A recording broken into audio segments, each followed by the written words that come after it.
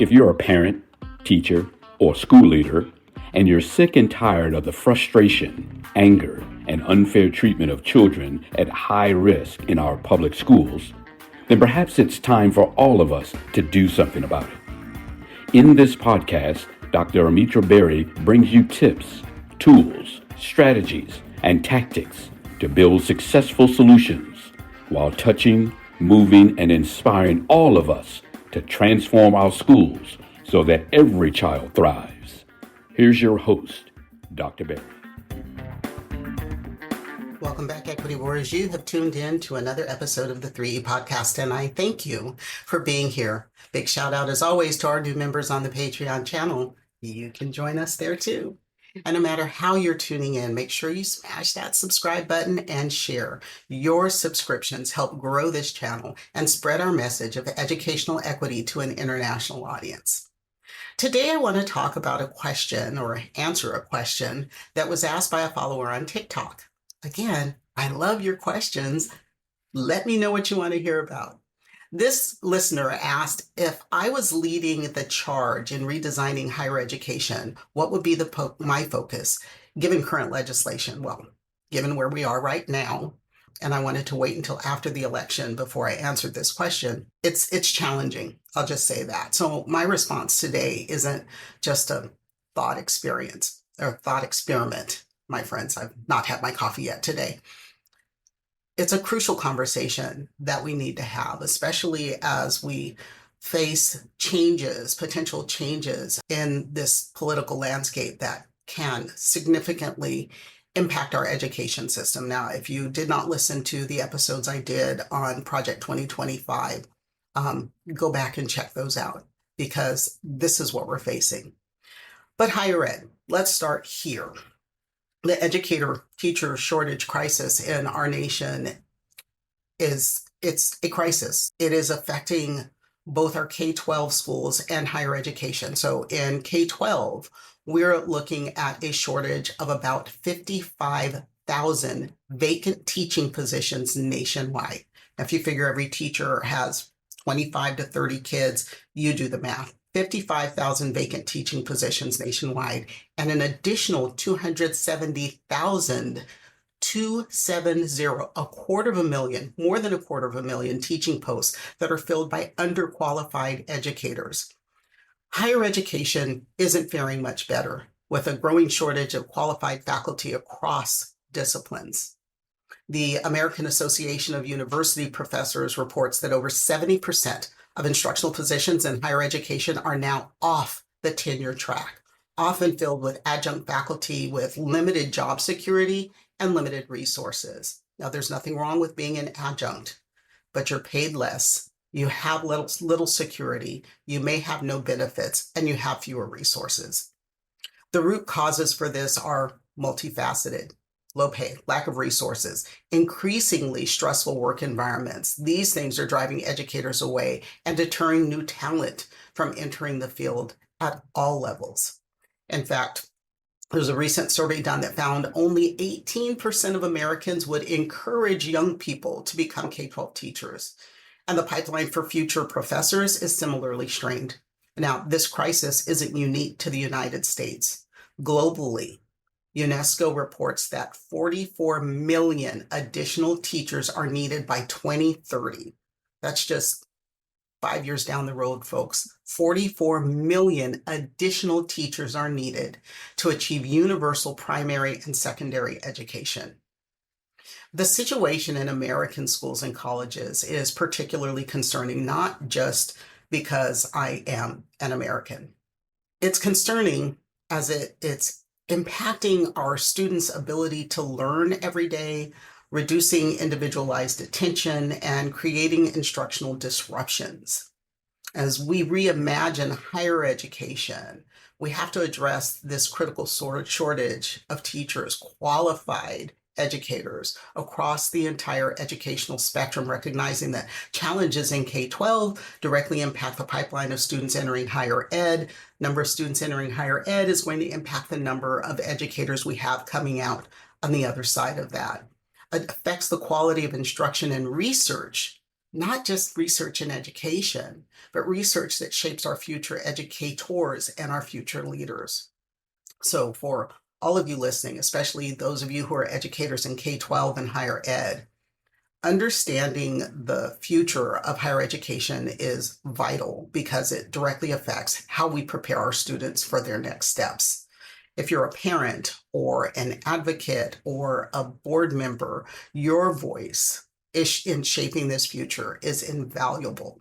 The decisions that are made in higher education today will ripple through our entire educational ecosystem.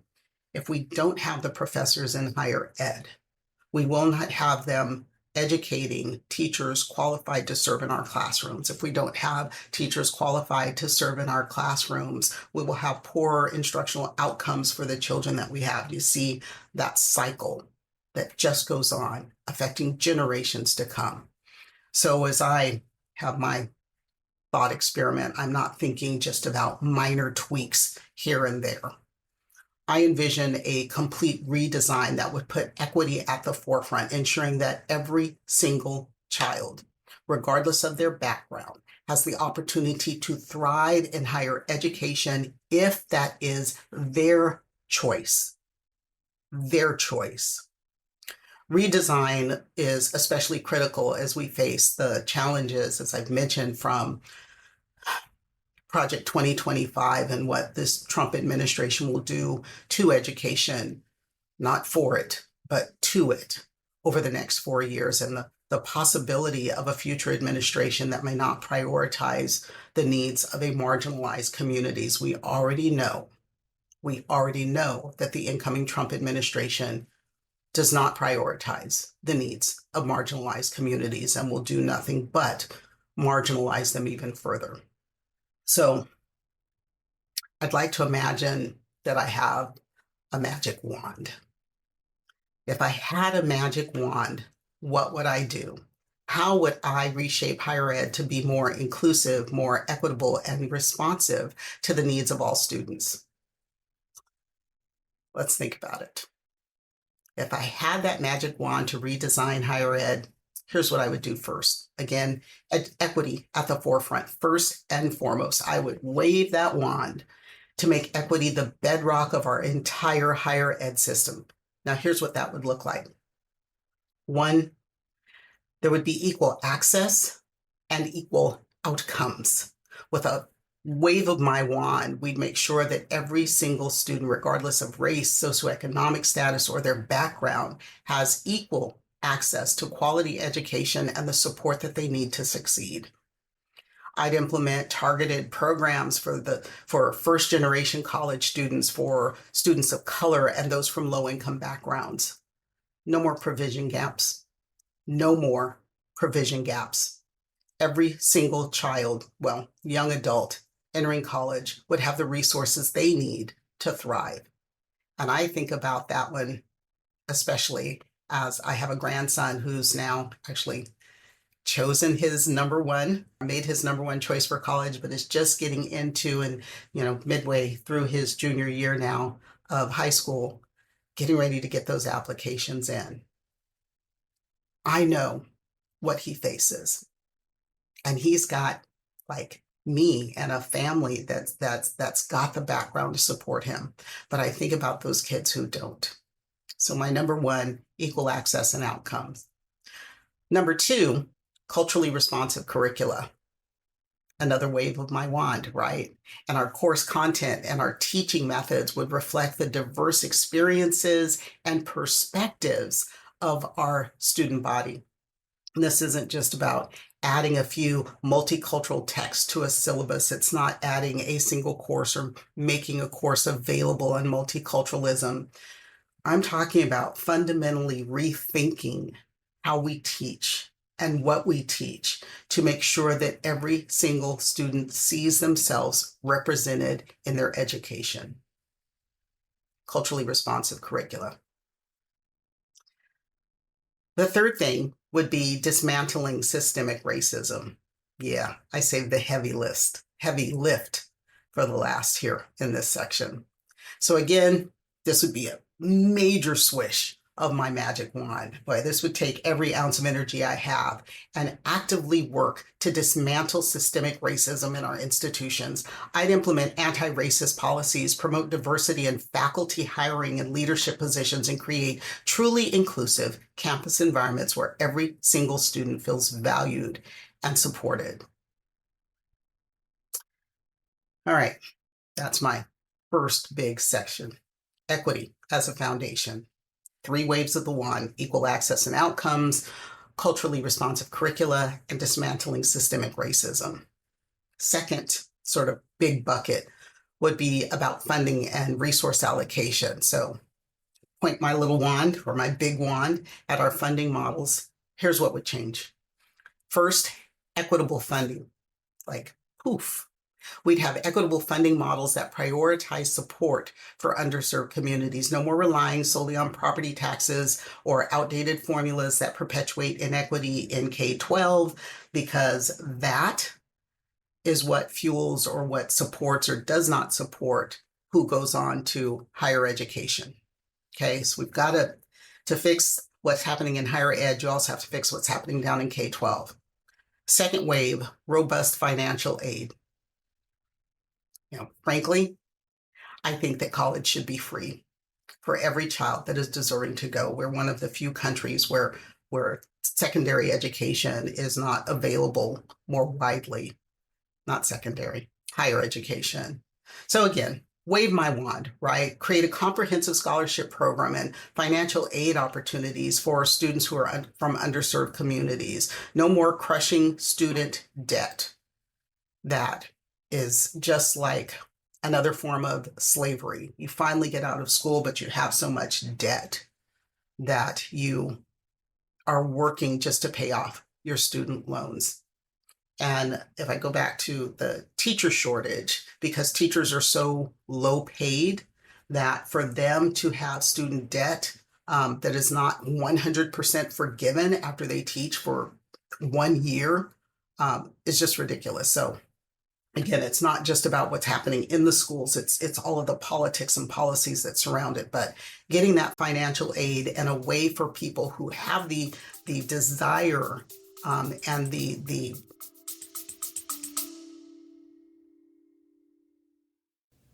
Hey there, Equity Warriors. I want to take a quick moment to share something exciting with you. You know how passionate I am about equity in education, right? Well, I've created a special space, a safe space, where we can dive even deeper into these crucial topics. It's our Patreon channel, and I'd love for you to join me there. Here's why it's so awesome. As a Patreon subscriber, you'll get access to exclusive content that I will not share anywhere else. I'm talking additional insights, workshops like you would get in regular professional learning sessions, resources that can really amplify your impact in education. But it's more than just extra content. By subscribing, you are directly supporting our mission. You're helping to create more valuable discussions and resources that you've come to love. You're part of the change we're making in educational systems. And let me tell you, our Patreon community, it is something special. It's a place where passionate educators and advocates can come together, share ideas, and drive real change. So if you're ready to take your commitment to educational equity to the next level, I'd be thrilled to have you join me. Just head over to patreon.com/3E podcast. That's patreon.com/3E podcast. Remember, your support means the world to me, and it helps me continue this important work. Together, we can create the educational system all our students deserve. Thanks for considering, and now let's get back to the episode.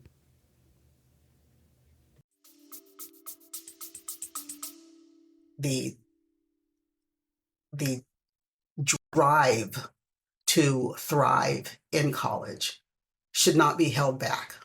They should not be held back because of crushing financial debt. Okay, third one here is student support.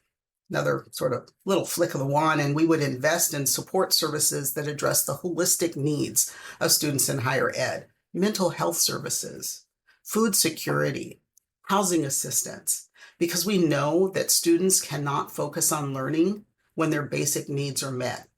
And while for me, yeah, I can look back at college and I think about those days where my roommate and I would be sitting under a blanket together because we couldn't afford to turn on the heat, where we had to ride our bicycles to the grocery stores because we didn't have cars. We were riding our bikes to the laundromat because we didn't have a washer and dryer. The things that we went through, yeah, riding our bikes across town because this one grocery store had macaroni and cheese on sale, 5 boxes for $1, right? So yeah, I can look back at that now and laugh, but it certainly didn't help my GPA while I was in college. So having holistic support systems is key. All right, third big bucket, curriculum reform. Waving my wand over curriculum. Number one, we need diverse perspectives. So I would make sure that our curriculum incorporates diverse perspectives and experiences across all disciplines. No more one size fits all Western-centric education. Forget that. Second, critical thinking and social justice. And again, given the incoming administration, social justice is something that we need more than ever, and what I fear will be quashed more than ever before, and in ways that, frankly, scare the hell out of me. But I would emphasize critical thinking and social justice education to prepare our students to be engaged citizens in a diverse world, engaged so that they understand the implications of a vote, the implications of not being educated about what's on their ballots, and more. But that right now is just weighing heavy on me. And then third, it's about academic freedom. Another wave of my wand, and I would protect academic freedom and make sure that any attempts to censor or ban books or academic materials that challenge the status quo just could not ever happen. Again, another major fear weighing heavy on me right now. All right, my fourth big bucket, I think I'm on my fourth big bucket, technology. Let's talk about technology and accessibility. Aiming my wand in another direction now. Digital equity, number one. So wave that wand, ensure equitable access to technology and internet resources for every single student, bridging a digital divide. Number two would be flexible learning. Now we have come a long way there. We have digital learning. We have complete online universities, right? But we need more or better. Wave that wand, develop flexible learning options that include more online and hybrid models to accommodate diverse needs of many students, all our students. And then third would be tech support, because if you've got that digital equity, if you've got flexible learning, you have to have comprehensive technology resources and training to make sure that all students can fully participate in their education that is so rooted in digital environments. And then next big bucket, community engagement and partnerships. Beyond the campus borders, develop some community connections, fostering stronger connections between the institutions of higher education and the communities that surround them and the communities that they serve. Number two would be lifelong learning, creating pathways for non-traditional students and lifelong learners to access higher education. And then that final swish in this area, developing equitable internship and job placement programs, making sure that all students have access to career opportunities. One more big bucket would be policy advocacy and resistance. I would use my magic wand to strengthen our advocacy efforts. Building coalitions that are powerful, coalitions with other educational institutions and advocacy groups to present a united front against harmful policies, like the ones that I'm sure we're about to face. And what about student and faculty engagement? Engaging students and faculty in grassroots activism and policy-making processes. Higher ed should be an incubator for activism and understanding the policy world that our students are living in, that we all are living in. And then a final flick would be about developing clear communication strategies to educate the public education, educating the public about the importance of educational equity and the potential impacts of proposed policy changes. Universities as incubators. Remember, equity warriors, this redesign isn't just about making higher education better. It's about creating a more just and equitable society. By focusing on these key areas, we can build a higher education system that truly serves all students and prepares them to be engaged critical thinkers in our diverse world. Now, I know I don't have a magic wand. None of us do. But that doesn't mean that we're powerless. So here are 3 things that you can do right now to start making a difference. Number 1, wherever you are and whatever you do, continue to advocate for inclusive curricula. Push for curriculum that reflects diverse perspectives and experiences. Recommend diverse text. Invite guest speakers from underrepresented groups, or create assignments that encourage your students to explore diverse viewpoints. You can do that in higher ed. You can do that in K-12.